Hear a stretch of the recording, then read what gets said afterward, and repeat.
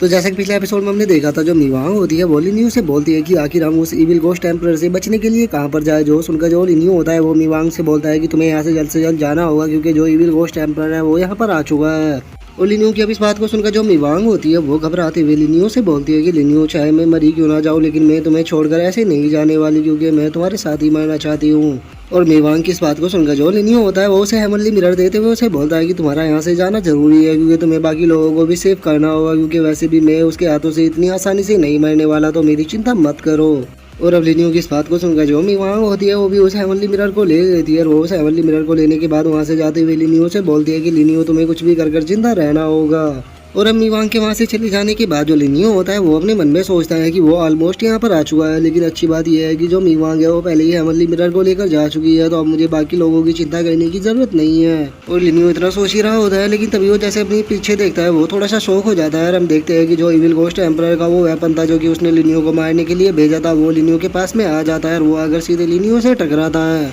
जिसके बाद अब हम देखते हैं कि जो लिनियो होता है वो डेमोनिक फैदर को एक्टिवेट कर लेता है। और अब जो डेमोनिक फैदर होता है वो उस वेपन को देखकर शौक होते हुए बोलता है कि ये तो डाउ रियलम का बंदा है, पक्का ये इस वेपन को जिसने भी भेजा है वो डाउ रियलम पर है, क्योंकि इस बंदे ने क्योस को मास्टर किया हुआ है। और क्योस को मास्टर केवल डाउ रियलम पर पहुंचने के बाद ही किया जा सकता है। मुझे यकीन नहीं होता है बच्चे, तुमने डाउ रियलम के किसी बंदे को ऑफेंड कर दिया है। और डेमोनिक फैदर की इस बात को सुनकर जो लिनियो होता है वो डेमोनिक फैदर से बोलता है कि तुम्हें बेफालतू की उसकी इतनी तारीफ करने की कोई भी जरूरत नहीं है, मुझे अपनी स्ट्रेंथ दो, क्योंकि मुझे यहाँ से जल्द निकलना होगा। और लिनियो के इतना बोलते के साथ ही अब हमारा जो व्यू होता है वो इविल घोस्ट एम्परर के ऊपर आ जाता है। और अब जो इविल घोस्ट एम्परर होता है वो मुस्कुराते हुए अपनी आंखों को खोलते हुए बोलता है कि फाइनली मैंने उसे ढूंढ लिया, अब मैं उसे खत्म कर दूंगा। और इविल घोस्ट एम्परर के इतना बोलते के साथ ही हम देखते हैं कि जो उसका वेपन होता है वो सीधे अब लिनियो को मारने के लिए उसकी तरफ बढ़ने लगता है। जो देखकर जो लिनियो होता है वो वहाँ पर अब स्पेस टेलीपोर्टेशन एरे को ढूंढने लगता है। और हम देखते हैं कि थोड़ी देर में जो लिनियो होता है वो उसे वहाँ पर 3 स्पेस टेलीपोर्टेशन एरे मिल जाते हैं। और उन स्पेस टेलीपोर्टेशन एरे को देखकर जो लिनियो होता है वो अपने मन में सोचता है कि ये जो स्पेस टेलीपोर्टेशन एरे है इनकी दूरी इनफ नहीं है, मुझे पक्का यकीन है कि जो घोस्ट एम्परर है वो मुझे डिटेक्ट कर लेगा। इसीलिए अब मुझे लगता है कि जो एम्परर ब्लड है मुझे उसकी पावर का यूज करना होगा, क्योंकि जो एम्परर ब्लड है वो मेरी लाइफ से ज़्यादा कीमती नहीं है। और अगर मैं यहाँ पर एम्परर ब्लड को खो भी देता हूँ तो उसके बाद भी मैं कम से कम जिंदा तो रहूँगा। और लिनियो इतना सोच ही रहा होता है, लेकिन तभी हम देखते हैं कि वो जो वेपन होता है वो दोबारा से लिनियो की तरफ अटैक करने के लिए आने लगता है। जो देखकर जो लिनियो होता है वो अपने मन में सोचता है कि ये फिर से आ गया। जिसके बाद हम देखते हैं कि जो लिनियो होता है वो टेलीपोर्टेशन एरे का यूज कर किसी दूसरी जगह पर आ चुका होता है। और उस जगह पर आने के बाद जो लिनियो होता है वो अपने मन में सोचता है, मैं अभी के लिए जो चैंगलिंग डाउ रियलम है बिल्कुल इसके एज पर आ चुका हूँ, और यहाँ से मैं चैंगलिंग डाउ के रियलम के अंदर इंटर कर जाऊंगा। और लिनियो यह सब कुछ अपने मन में सोच ही रहा होता है, लेकिन तभी हम देखते हैं कि जो इविल घोस्ट एम्परर का वेपन होता है वो दोबारा से लिनियो के ऊपर अटैक करने के लिए आ जाता है। और वो जैसे ही लिनियो के ऊपर अटैक करता है, जो लिनियो होता है वो उसके अटैक से पहले ही वहाँ से गायब हो जाता है। जिस कारण अब जो इविल घोस्ट एम्परर होता है उसको भी पता लग जाता है। और वो अपने मन में सोचता है कि मैंने नहीं सोचा था कि वो बच्चा चैंगलिंग डाउ रियलम के अंदर इंटर कर जाएगा। अब अगर मैं उसे मारने के लिए चैंगलिंग डाउ रियलम के अंदर गया तो उससे मेरे लिए बहुत ही बड़ी प्रॉब्लम हो सकती है, क्योंकि वहाँ पर काफ़ी पावरफुल कल्टिवेटर है जो कि मेरे लिए भी प्रॉब्लम खड़ी कर सकते हैं, तो इसीलिए मैं वहाँ पर ऐसे ही नहीं जा सकता। और इतना सोचकर अब जो इविल घोस्ट एम्परर होता है वो अपने बंदों को वहाँ पर बुलाकर उनसे बोलता है कि जो डाउ रियलम है उनके अंदर एक अरेस्ट वारंट को जारी करो, कि जितने भी 9 के 9 डोमेन है उनके अंदर एक बंदा घूम रहा है जिसका नाम की लिनियो है। जो भी उसे यहाँ पर पकड़ कर लाएगा, ये मैटर नहीं करता कि वो कौन है, उसे 1 साल के लिए मेरी तरफ से जो एलिजमेंट ऑफ दाओ है वो इनाम में दिया जाएगा। जो सुनकर जो उसके बंदे होते हैं वे भी उसके लिए हाँ बोल देते हैं। इसके बाद अब जो एक बंदा होता है वो दूसरे वाले के कान में फुसफुसाते हुए उससे बोलता है कि क्या एम्परर पागल हो चुके हैं, जो कि ये पूरे तियानमू दाऊ रियलम को 1 साल पर इनाम के लिए दे रहे हैं। और उन बंदों के इतना बोलते के साथ ही अब हमारा जो व्यू होता है वो चैंगलिंग डाउ रियलम के अंदर आ जाता है, जहाँ पर कि हम देखते हैं कि जो हाउ यूई डायनेस्टी होती है उसकी जो 7th प्रिंसेस होती है वो पानी के अंदर बैठकर कल्टीवेशन कर रही होती है।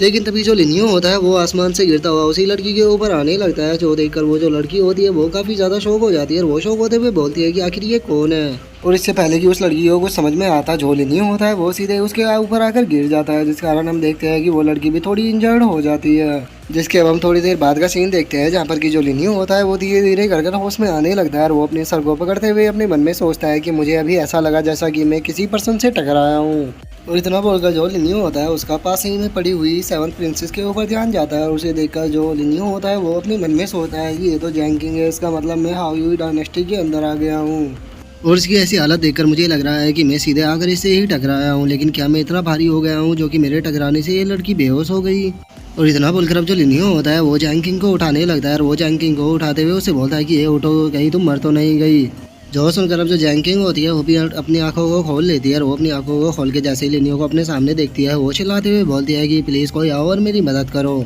जो सुनकर जो लिनियो होता है वो उसके मुंह को पकड़ लेता है और वो उसे चुप कराते हुए उससे बोलता है कि चुप हो जाओ, मैं तुम्हारी बॉडी को चेक करता हूँ, मुझे लगता है कि तुम्हारी बॉडी के अंदर कोई ना कोई प्रॉब्लम है, तो इसीलिए थोड़ी देर शांत रहो।